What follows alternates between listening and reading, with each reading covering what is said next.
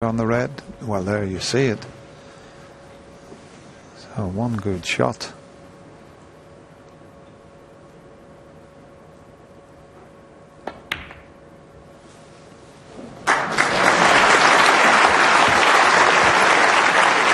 And all of a sudden, the chance is there. 8. He thought long and hard about 9. his previous shot with the rest, but he did well. It looked as if he'd played to get on the pink, but he knew the black would go.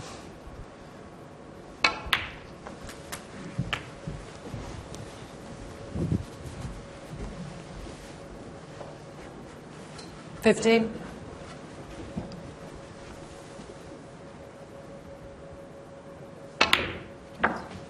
$16.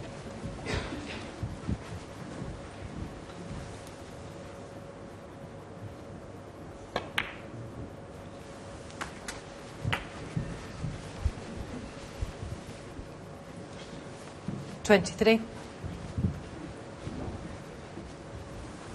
Can he just change the plan slightly? Straight on that red, and he just rolls in for the black. Now he's having to screw back. He's got to watch the middle pocket here.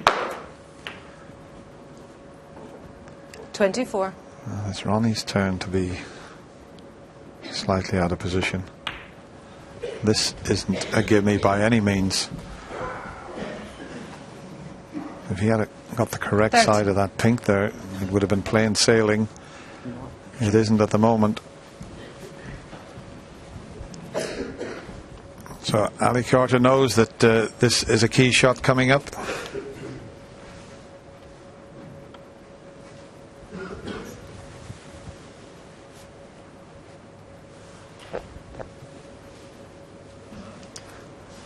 Just a little bit tension there. He can't get comfortable. Just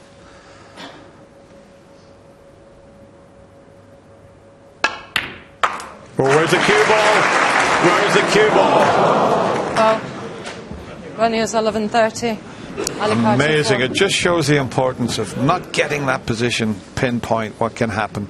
I mean, very unlucky to screw back into the middle pocket. It was a terrific pot.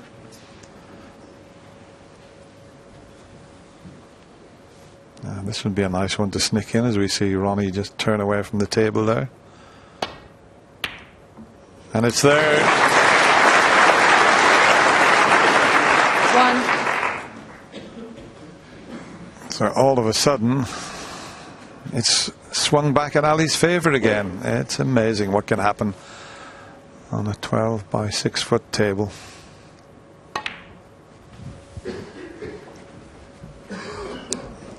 All about the angle he gets on the black now. 5. But from that side of the table, he's got to be pinpoint with his position. 6. If he stayed straight, he's got no shot. If he's got a slight angle, he can punch this in. It's just off straight. He might be able to force the angle. He's unlucky.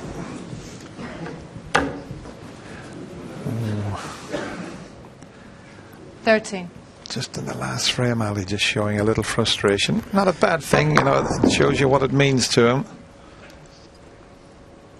Yeah, but he's kept his focus so well, hasn't he, in the semi-final all through the tournament. I think this is where Mr. Ebden will come in handy, I think, Dennis, at the interval.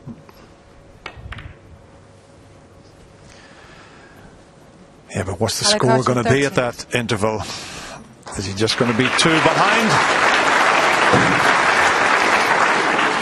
Another bang at the butt of the cue there, so Peter, well, they will have a chat at the mid-session interval, but he knows that Ali's still in the driving seat here. He can win this frame. Let's have a look at Ali again, just banging the chair with the cue. Well, at least he's got a little smile, so that's got it out of his system.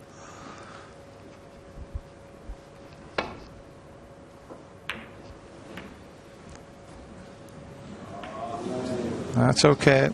Oohs and ahs from the crowd, but kept the red safe. He might be in trouble after the next shot, though.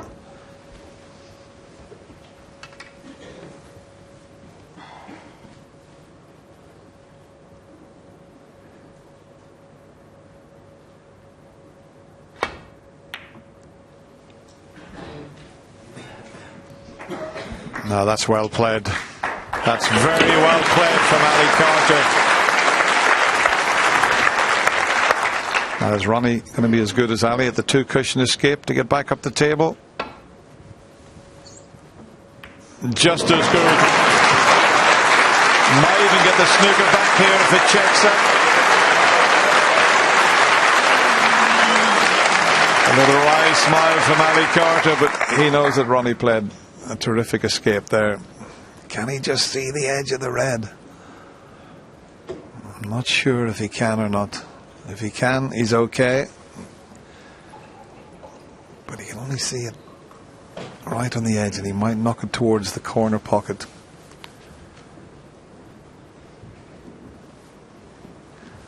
He's going to have a sip of water, which is rather strange, to settle him down. Steve Davis, when he first came to the Crucible, used to do that, go and have a little sip of water and come back to the table.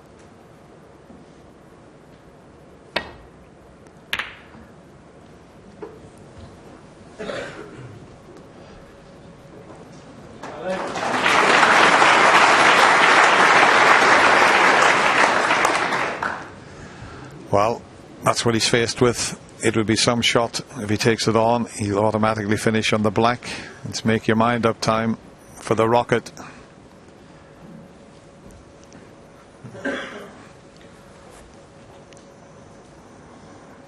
No. He's just thinking, do I take it on? Do I play a safety shot? I don't think he's decided he's going to have a go.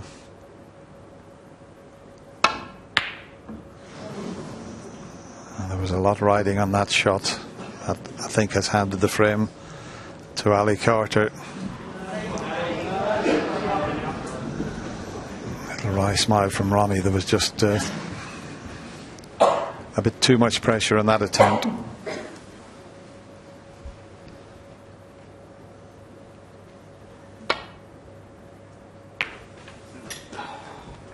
One. Big sigh from Ali there. He hit that far too thick.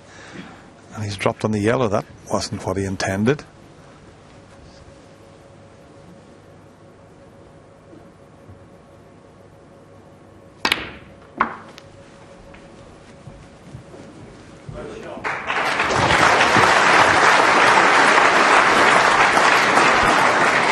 Three. Well, he made it difficult for himself, but that was a good recovery.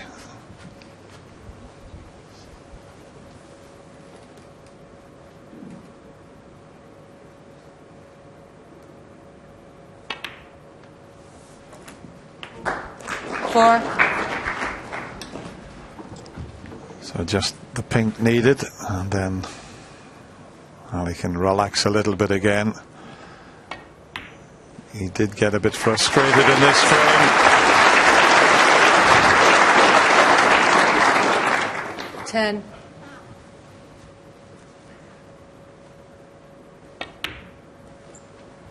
There was every chance that he could have been 4 behind, but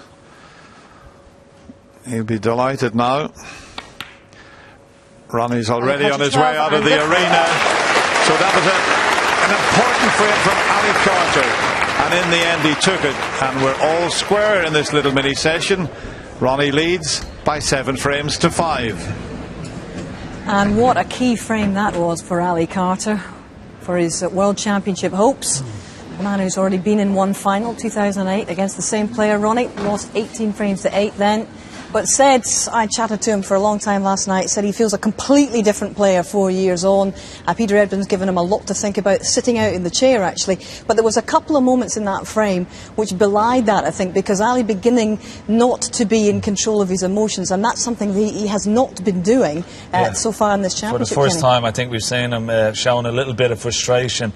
and I think it all stems from particularly his positional play, because he had about at least 3 chances in that frame and didn't secure the frame and kill it off like what Ronnie is doing in one visit.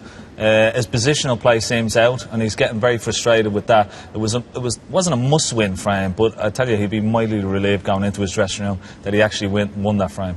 John, what's your impression of those 4 frames of the evening for us? Yeah, the thing is, we're saying that Ali's got a game plan and he's doing this, and he doesn't want to play like that either. I mean, he wants to play hard and try and get opportunities, but he wants a fast, free-flowing game in amongst the balls when he gets his chances. So, in a way, I mean, we're looking at it thinking, oh, O'Sullivan wants it all expansive, and he doesn't want to, and he's trying to be tight. I mean, Ali doesn't really want that game either. And unfortunately, when the balls run awkwardly, this is what you get in lots of frames. It gets bitty, gets scrappy. Both players get a little bit frustrated because they're not getting the chances that he wants, and that's what's happened in the first 4. Yeah, and nothing really has gone easily. All the balls seem to have landed awkwardly, and from there on it's difficult to be, I guess, to be precise with your positional play, Steve. Yeah, so there's a couple of bad contacts, I thought, in that frame that made players have to play different shots, but in the end I think Ronnie O'Sullivan was 1 in off away from taking off, and it could well have been 8-4, and we would have been saying this is when all of a sudden the gap between them becomes a chasm.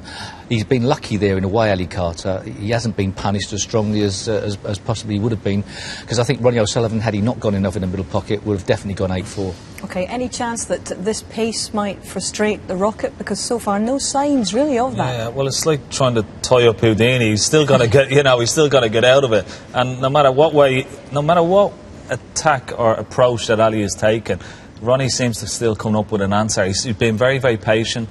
There hasn't been really signs of frustration. I mean, even when things have gone wrong for Ronnie, you see the odd wry smile from him, which you wouldn't have seen maybe, 6 or 12 months ago. So he seems to be competing in all departments, and he's ready for the challenge. And it's refreshing actually to see, because we haven't, as I said, we haven't seen that side of Ronnie for quite a while. Indeed, yeah. Well, we've got 2 Essex boys, as we know, in this final, but at the start of this championship 16 days ago, there were no fewer than a record 5 Chinese players in the draw, and that could be the tip of the iceberg, because with 8 events next season in China, 5 of the 10 major ranking events included, China is producing a whole squad of new future champions, and Stephen Hendry has witnessed this Chinese snooker revolution for himself.